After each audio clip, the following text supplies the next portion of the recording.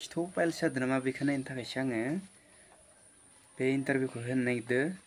मा नोंसोर आंखौ आसाम पुलिसनि इन्टारभिउखौ माबा साख्रि लानो थाखाय खारदो बायदि मोनदों नामा? नङा, खिथौआव फाइल्स जादों नामा बेखौ नायजानो थाखायसो आं बे आसाम पुलिसनि इन्टारभिउखौ होनो नागिरदों, मिथिबाय?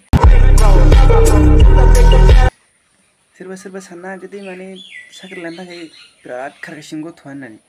खोथाया बिदि नङा।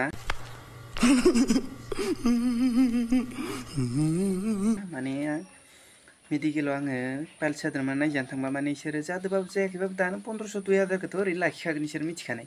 मायबा मोनसे मुलि लिरना हरनानै मानो फैसा गारो नोंलाय? ओंखायनो इन्टारभिउआव आङो फाइल्स जादों नामा नायजानो थाखायसो आङो इन्टारभिउखौ होनो नागिरदों, मिथिबाय?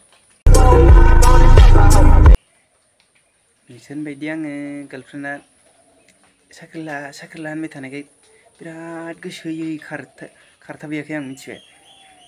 जाम्बाफोर बिराद खारगासिनो गथ'आ साख्रि लानो नागिरदों होननानै साननो हागोन ना सोरबा सोरबा। ओंखायनो खोन्थाखाबाय आं सिगाङावनो साख्रि लानो थाखाय आङो बे इन्टारभिउखौ होनो नागिराखै।